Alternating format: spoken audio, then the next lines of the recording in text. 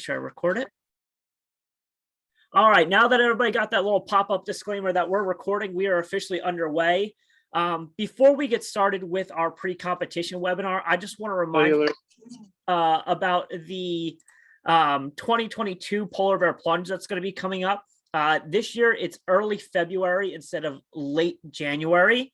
Same thing. It's a Thursday during the week, 10 to 1 p.m. Will be our normal Cool Schools Polar Bear Plunge. We will be going back to an in-person format. With that said, we are also keeping a virtual hybrid format as well.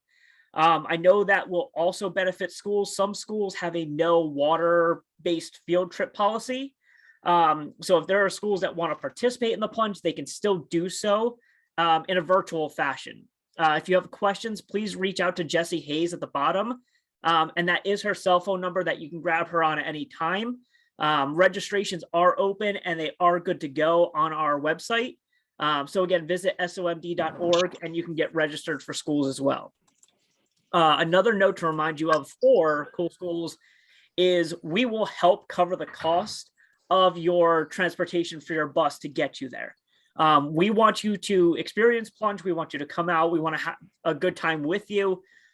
So don't let the cost of a bus be a challenge. I also recognize that the cost of the bus isn't always the issue in this day and age. Part of the issue is just getting a bus in the first place. So it may not even be the cost. It's just the fact of having bus drivers to get you there. Again, we're willing to help with that. And if you have any questions with plunge for Cool Schools, please reach out to Jessie Hayes.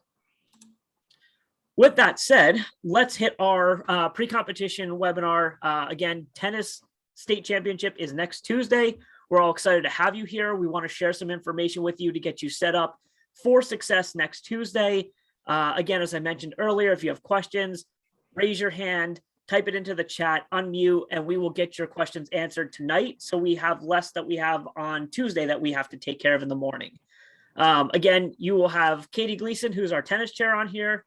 Myself, Zach Cintron, who's the Senior Director of IUS, and then Mike Sarnowski, VP of Sports. And we're also joined by Mr. Jeff Abel, who is our tennis guru and who is also our VP of Programming. So agenda, we're going to keep things pretty short, sweet, and simple. We're going to hit some introductions, hit some of the logistics of what you'll see coming Tuesday. We'll talk about some of the event guide content, recommend that you go back and look at the event guide if you haven't done so already. We'll talk about competition, and then we'll kind of go through some of the finer points of competition that you'll need to remember. Again, Katie Gleason, if you don't see her on here, you see her on a picture now. Also, Mark Sunkel is also with us on here. He is also our assistant chair. He will handle skills on Tuesday, and then he will be floating, helping Katie and I, and we'll be all over the place, the three of us. So a point of emphasis right off the top, we will have medical personnel there. Free State Medical will be coming out. They will have an ambulance and stuff.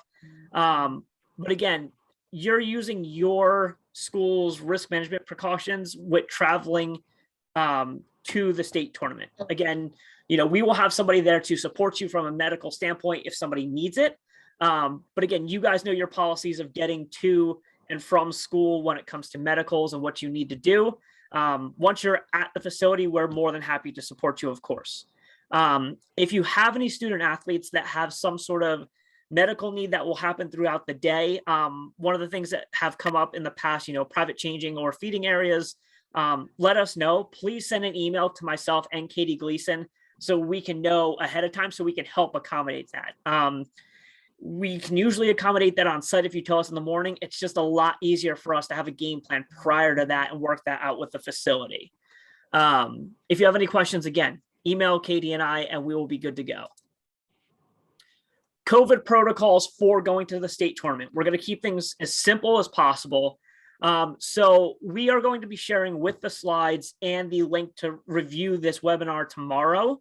Essentially, the 4 questions we're going to need you to ask your students before they get on the bus. The questions are, and Jeff, you can correct me if I'm wrong, have you been around anybody with COVID in the past 7 days? Have you had any of the COVID symptoms? And you'll run down the list of COVID symptoms. I'm blanking on the other two. Jeff, what are my other two?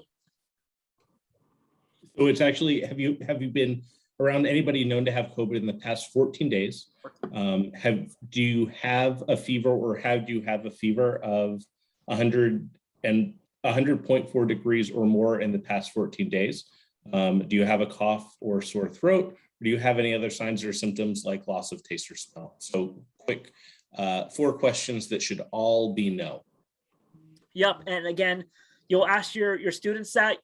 You are looking for no's across the board. If you get a yes anywhere, the reason we're asking you to ask them before they get on the bus is because once they get on the bus and they start traveling with you, it's hard to send them home if they have COVID symptoms or something. If something pops up where they feel good in the morning and then something pops up at the facility, that's a totally different story. But we're trying to catch anybody not feeling good before they get in the bus. Again, we will send those 4 questions to you with the follow-up email from this webinar. And again, the next thing is always the question about masks. We are going to have a mask mandate for the facility where masks need to be worn by all participants, coaches, SOMD management, and staff during this, unless your student athletes are on the court participating in warm-ups and or competition, or they're eating lunch or a snack or whatever it may be. So make sure your athletes are prepared to have a mask or wear a mask. We will also have extra masks on site if somebody needs it, if they forget one, or they lose one, or it gets wet, or whatever it may be. But we will have masks prepared. It's a lot easier for your students to come with their own, though, obviously. Yeah. Zach, we did get a question in the comment. Are spectators supposed to wear masks? Yes. Every person who enters the JTCC premises are to be masked. That is their rule, and we are going to be abiding by it. Yeah, so again, we want to make sure that everyone's protected, so we can take that extra step.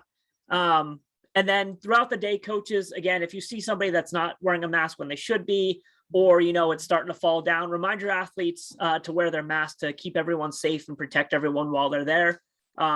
Also, a recommendation is potentially have Ziploc bags for them to put them in when they're not participating, or if they bring a backpack, put it in their backpack. Again, it's good to have somewhere to put it so that it's not just laying around or lost or whatever it may be. So any questions on COVID protocol, masks, or the 4 screening questions? Okay, again, if something pops up, feel free to throw it in the chat. That was perfect, and we will answer it as we go along. Location.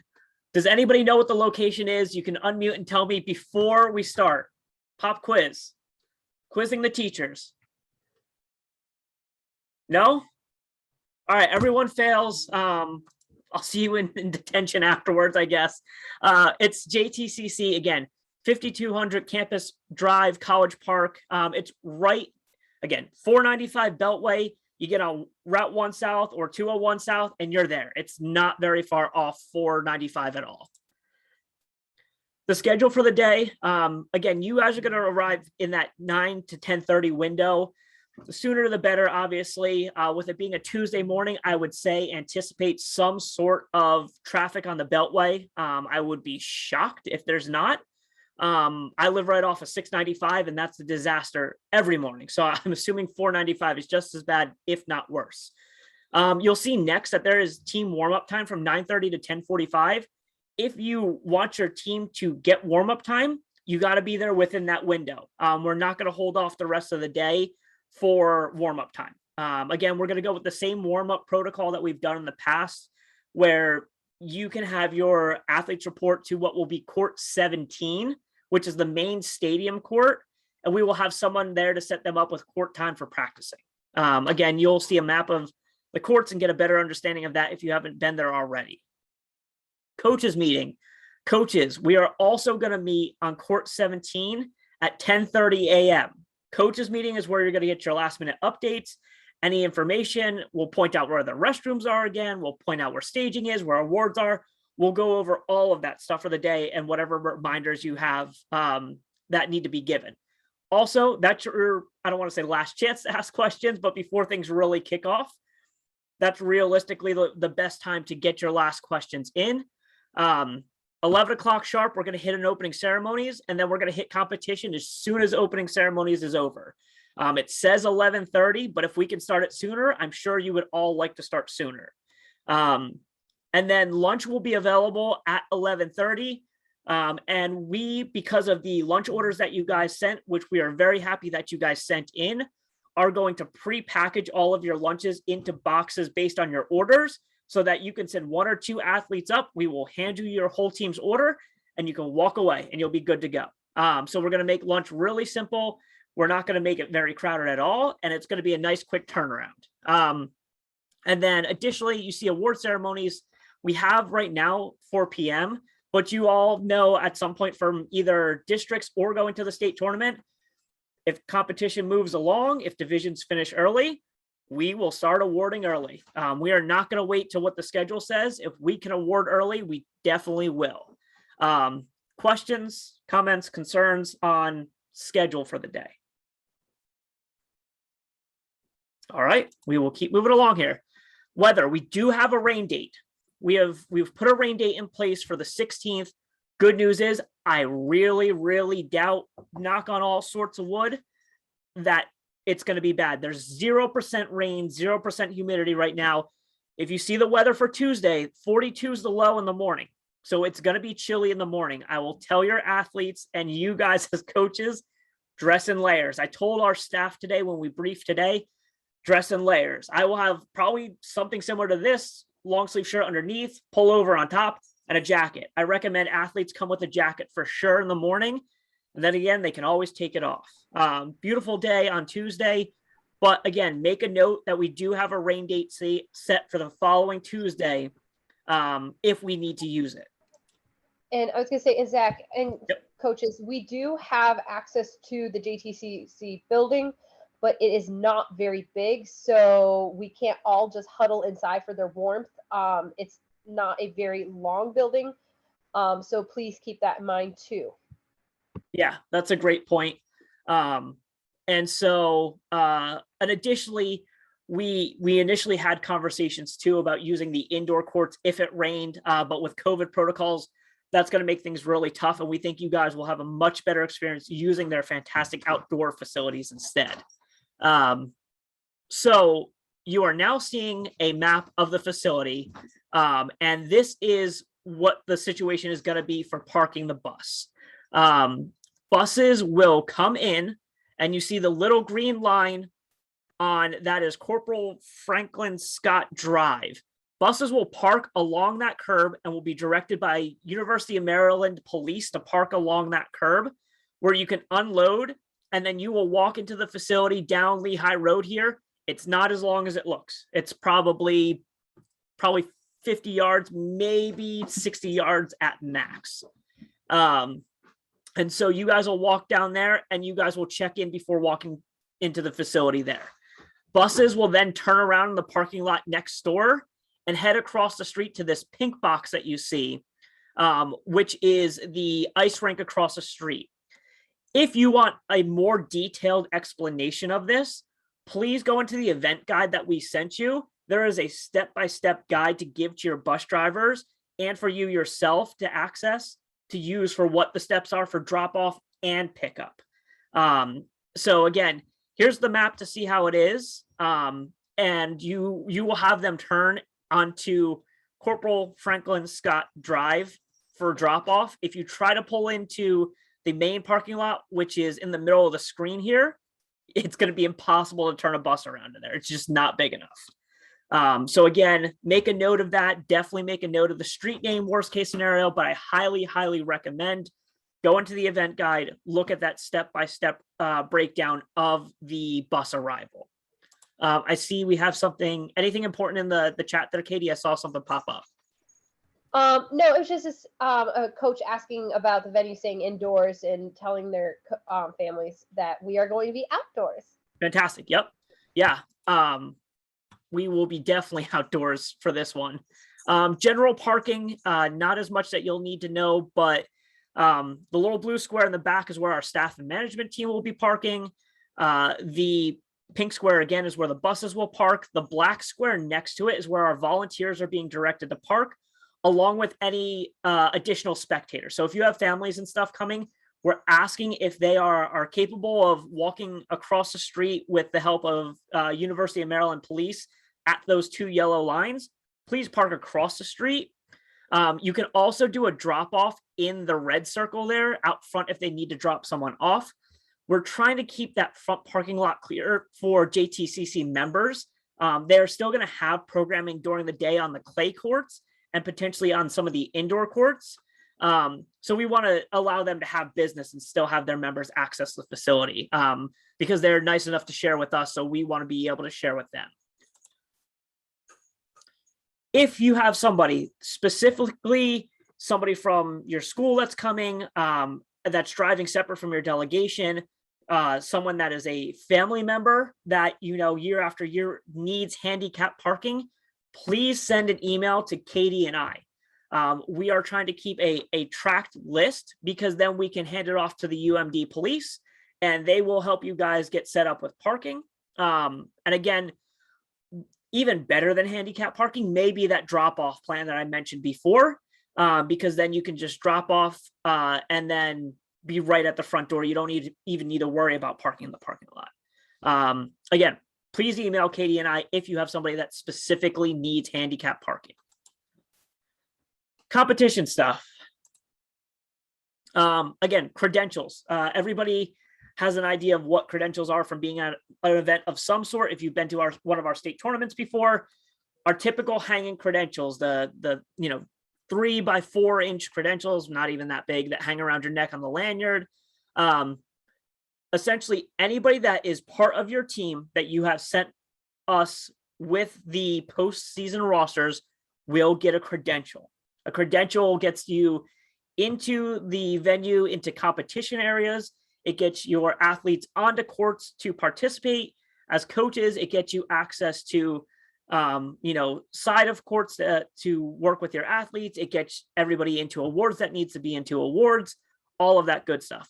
Additionally, the only people that receive lunches are those that are credentialed on your rosters. So whatever you sent for your postseason roster, that's who's getting lunch. And I'm based on what you sent in for your lunch request, they looked pretty much spot on from what I saw. So the one thing I will say is going through postseason registrations, I didn't see, and we just may not have a need for it this year, a lot of names of additional paraprofessionals that are added to teams to assist athletes. If you submitted your postseason roster and you know that one of your student athletes or your students has a paraprofessional that helps them and they weren't on that roster, please send that to Katie and I at ASAP. I think those are the names that tend to pop up at the last minute when we get on site.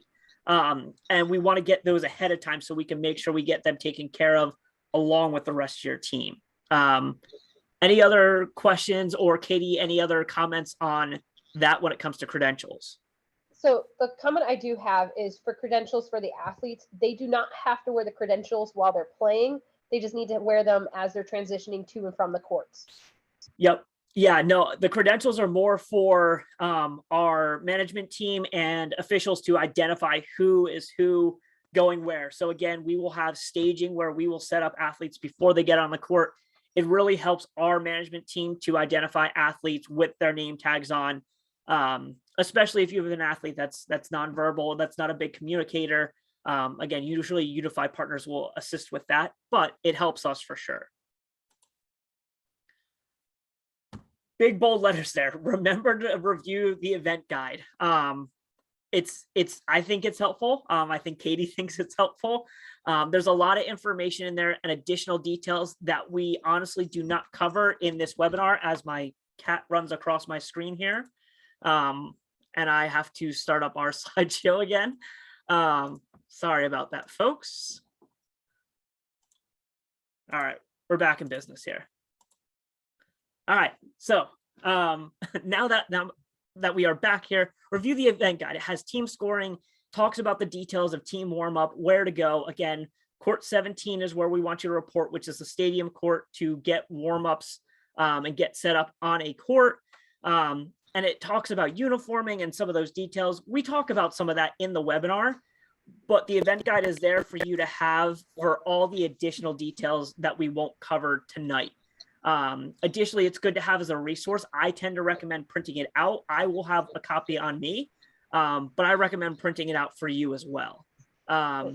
Katie, anything to add for event guide reminders or the value of the event guide?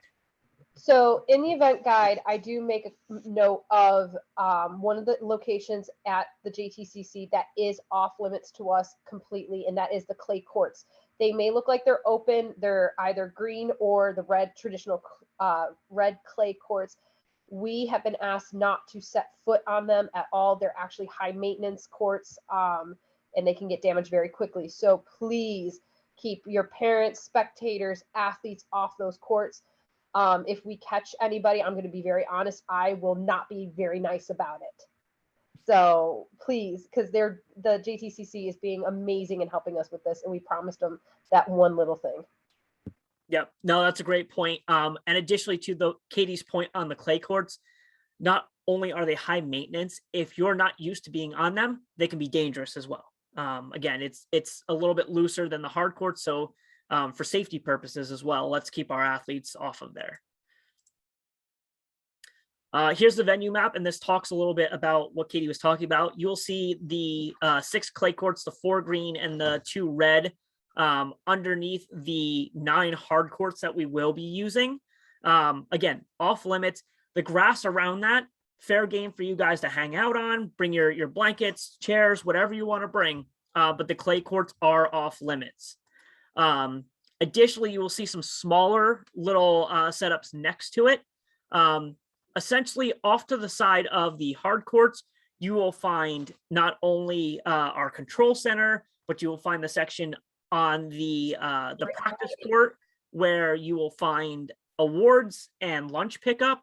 Again, we will also have porta potties available when you walk in on Lehigh Road and do registration. I know that people tend to get off the bus and need to use the restroom. So we will have that set up and prepared for you guys. And then we can also use the JTCC facility restrooms inside the building as well. Again, we will have everything set up. We will have everything very well labeled with signage, so you shouldn't miss anything that you're looking for. One note that I will also mention is on the area where we are doing awards, we will also have a Healthy Athletes Performance Station that your athletes can visit. We will have information and stuff talking about hydration and nutrition. So please do go visit that. Kayla Shields, who is our director of Healthy Athletes, will be taking care of that, and we'll have a lot of great information and items for your athletes as well.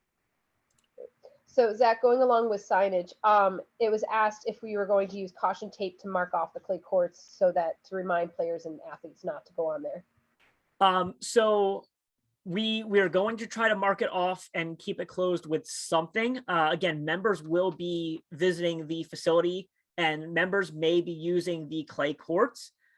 These aren't tennis courts that you can purely close off. There's no gates to close off the court. But we did talk today about putting up some signage and some sort of tape or something to remind people not to enter the clay courts. Yes, I see for Michelle, she's asking about benches to sit. Will there be space heaters if it is cold? We will not have space heaters, unfortunately. So bundle up. I will definitely bundle up, bring blankets and extra jackets for your athletes. I would highly recommend that. There are plenty of places to sit when it comes to benches for athletes between matches. So on court 17, if you're looking at this right now, there's a court closest to the JTCC building called the Pershing Square Center Court. That's court 17. This photo doesn't show the update, but that is a very nice stadium court with a lot of bleacher seating that you can sit at and watch. The green grass next to the clay courts is also fair game. So if you have pop-up chairs or blankets, you can bring that as well. And in between all of the courts, there's also benches for sitting on as well. So there aren't a ton of traditional bleachers. There are bleachers to sit on and benches between the courts, but there's also a lot of green space for grass to grab as well.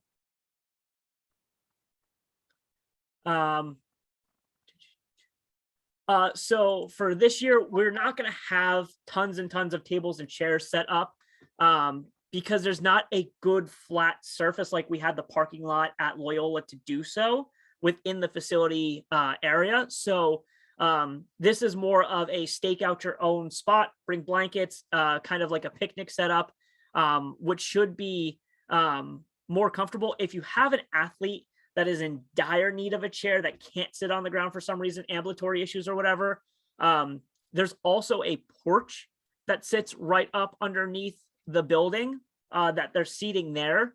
Again, work with your other coaches and team members that if you need somewhere to sit and an athlete can't sit on the ground, work together to make sure there's space available for other athletes that need it. And we will have some chairs that if we do need to let you borrow some chairs, we will have some, not an unlimited supply though. And Zach, we got a question about wearing sweatshirts. So if a sweatshirt can be fit underneath their uniform, I have no problem with it. But if it's a zip up hoodie and they're wearing it during warm up, I have no issue with that either. But during play, they should take it off just so we know who's who. But due to it being cold, I'm not going to penalize an athlete for wearing something warm. Yeah, I agree. Okay, it looks like, do we have, okay, that's the sweatshirt one. So again, this is the court layout. We will be using 13, 14, 15, 16, 17, which is the stadium court, 18, 19, 20, 21. Court 13 that you see there is where skills will start the day, and that will then open up into a match play court. So again, to get a bearing of what the courts look like, this is also in the event guide. So again, if you need a reminder, I would definitely print the event guide and bring it with you, even just for visual references.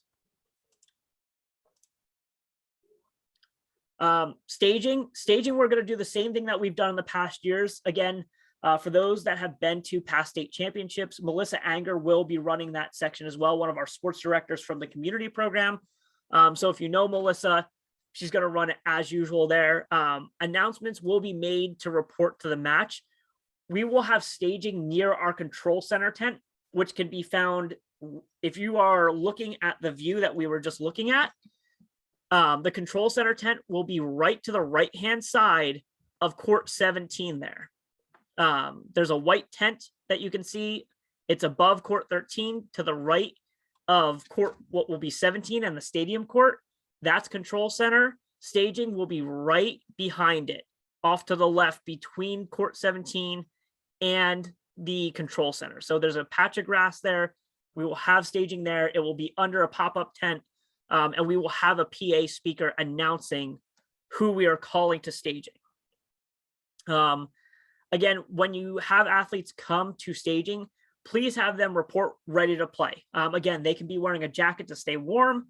They can be wearing layers to stay warm that they can take off before competition, or wear under during competition, but make sure they have their rackets and are ready to play. They're not running for their racket after their match is then be taken to a court. Again, sorry about that. So matches will be sent for the most part in a sequence. We will have the first 8 courts worth of matches scheduled for the first match on each court to start the day. From then on, we will go to that method that we've done in the past where when a court comes available, the next match that we want to play, we're going to put it on the next court that's open to keep the day moving. So after the first 8 matches, we're not going to be definitive of who's on what court so we can keep the day moving along. So again, have your athletes ready, and once they're at staging, be ready to traverse to whatever court opens up at that point. We are also going to try to plan, like we have in the past, at least 30 minutes between each match for your athlete.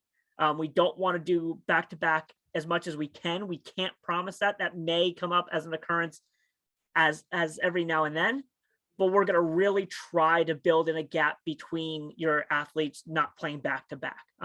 Occasionally it happens. We're going to do our best. We want to make sure your athletes are rested and ready to play, not worn out when they get up there. And then the last thing, we will make a first call for your athletes to get to staging. We will make a second call for your athletes to get to staging. And after that second call, we will score a forfeit if your athletes don't show up, 4-0-4-0.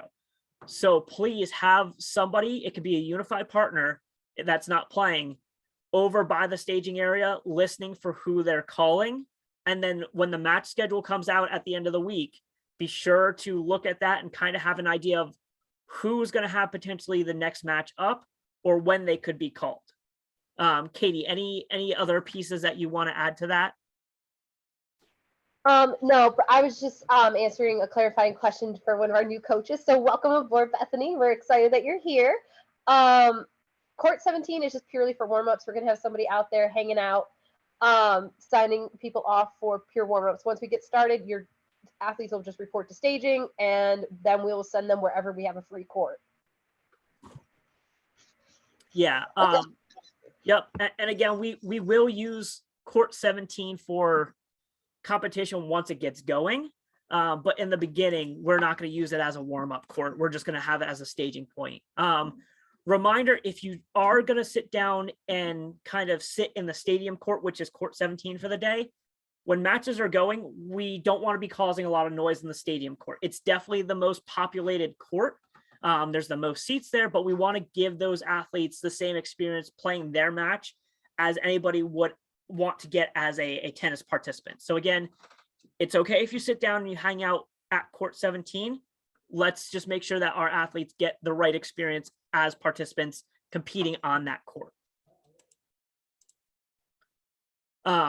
Again, if you need some sort of reasonable accommodation, request it ASAP to me along with Katie. Again, we will review whatever accommodations may come up. One of the ones that tends to come up every now and then is, can we schedule you early so hopefully you can get out? I think everybody on this call would absolutely love to be scheduled early, to get out early, to beat the traffic. We are going to try to get everybody through and have the best experience possible for everyone across the board. Unfortunately, we cannot schedule you specifically early because there's also 6 other coaches that are asking us to schedule them early. So again, we will do our best to get you through the day, to have a good experience in a timely manner. But unfortunately, that is an accommodation that we probably won't be able to fulfill. Other things, you know, again, if when you submit your lunch, if there's a really extreme dietary thing, you can reach out. We may be able to accommodate it. We also may tell you to ask a parent to pack a lunch at that point. But again, ask those questions sooner rather than later. They're easier to answer and help you with prior to the event than on Tuesday morning when you arrive. Protest, reminders of protest.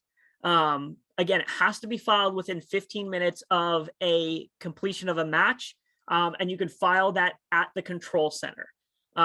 Anybody that isn't sure what a protest is, you can protest if you think a rule wasn't followed correctly in a match or individual skills, and how that occurred. You cannot protest a judgment call of an official or a scorekeeper.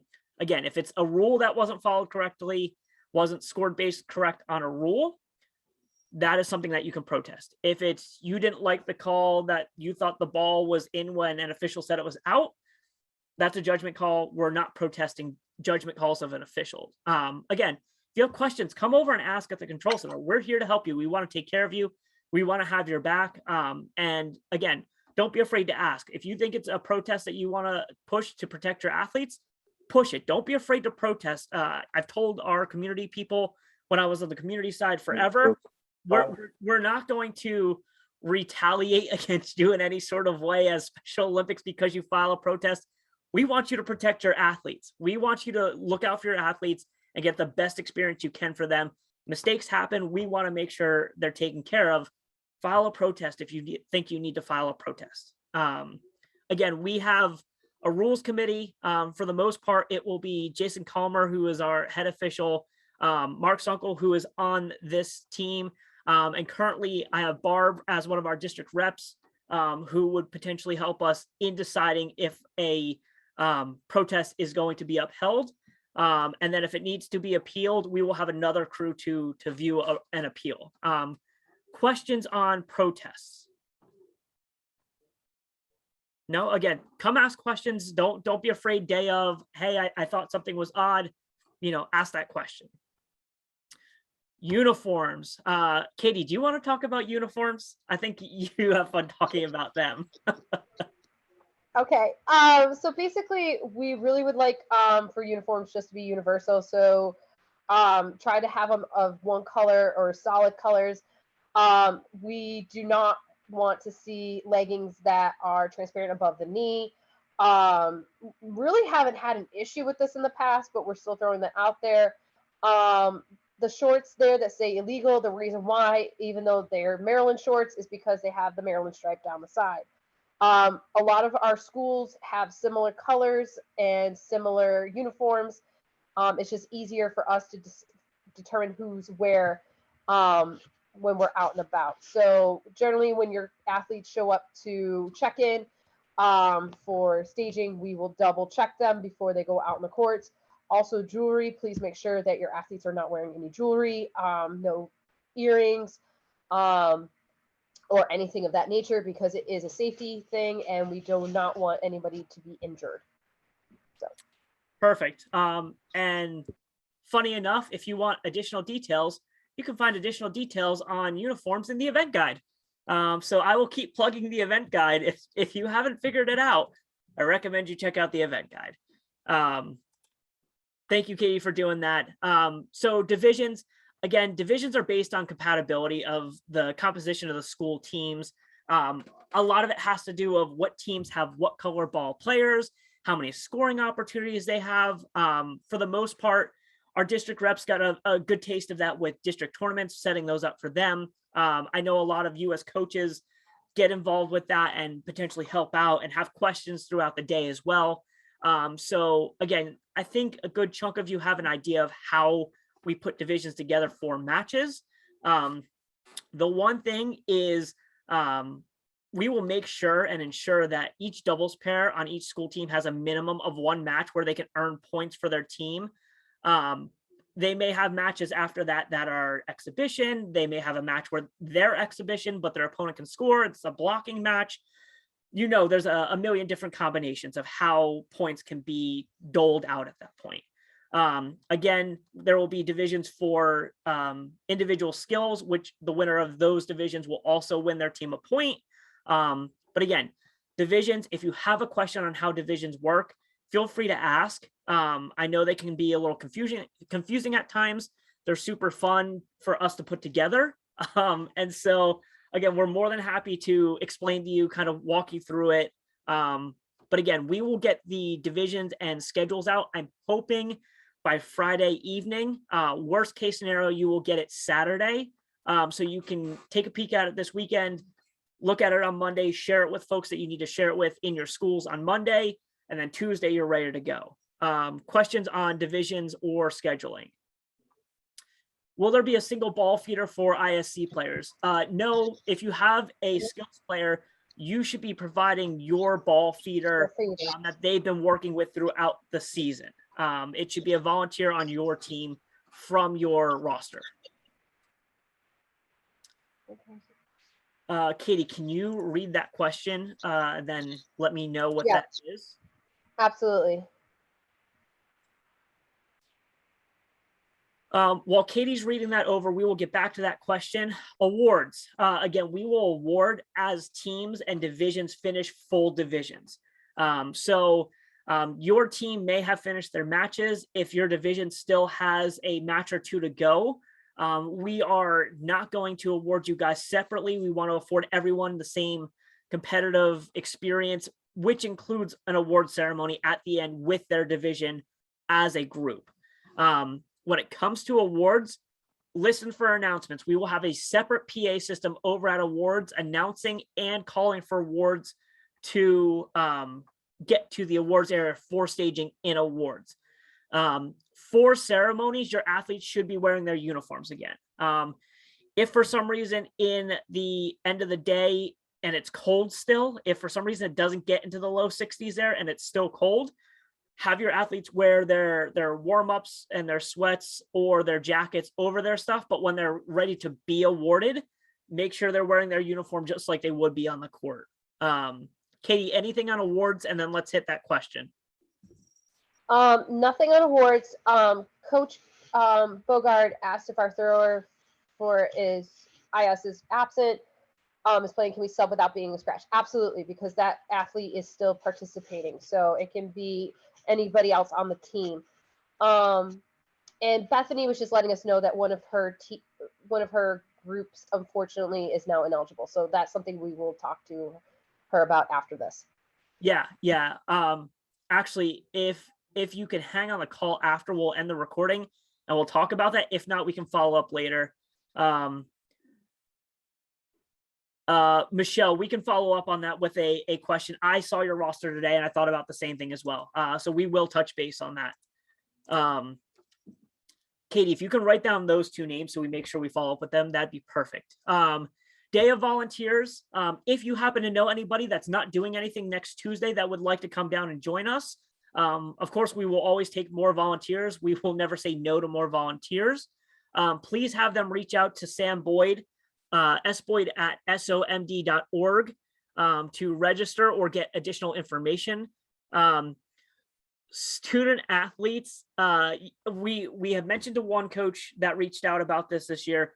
We're not doing where potentially in the past we've allowed extra student athletes to come and be fans in the stands or assist and come on your bus. Because of COVID protocols and not having them registered as part of your delegation, it gets tricky when it comes to a lot of the liability kind of stuff. So we are going to stick with just your roster on your bus. But if you have friends, family members that want to come out and volunteer, please pass along Sam's information. We would love to have people to come out and cheer on our athletes and help support our athletes have a spectacular day. Please take down my cell phone number here. If you are running late, which with Beltway traffic and how school buses have been running this school year is very possible.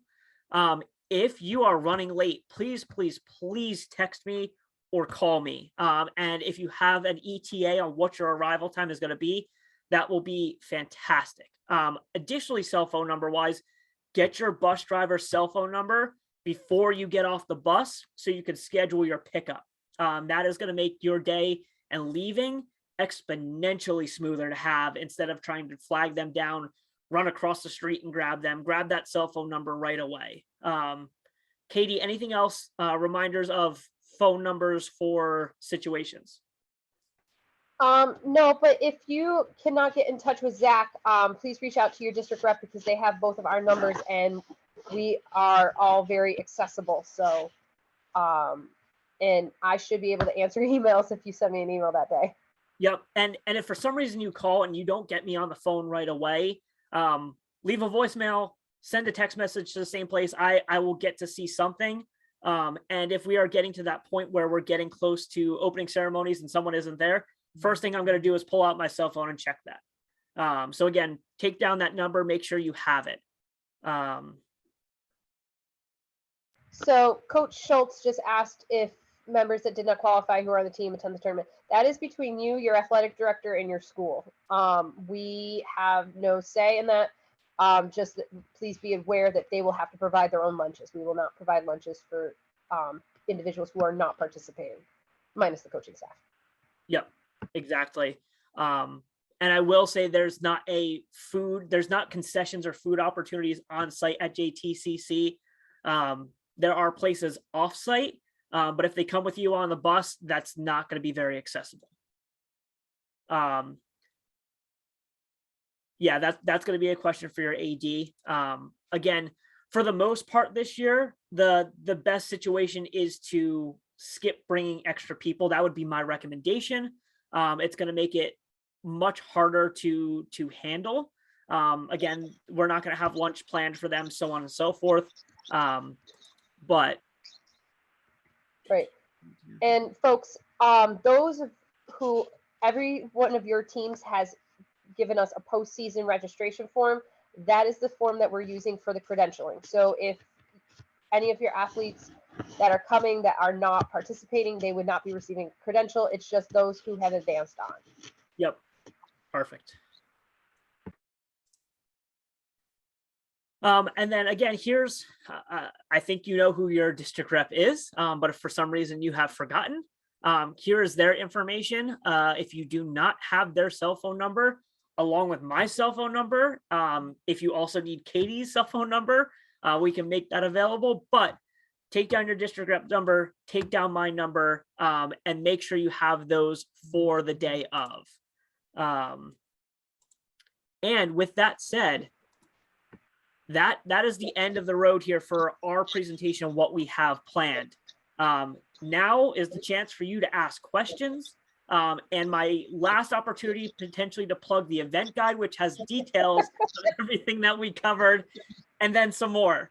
So, you know, I worked really hard. I put a nice picture on the front. I'm really pushing this event guide, folks. So You worked really hard on it. questions that we didn't hit that you may have.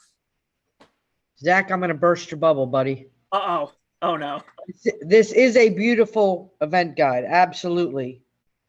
But is tennis under junior tennis? I should have 2 ends. Yeah, probably. One.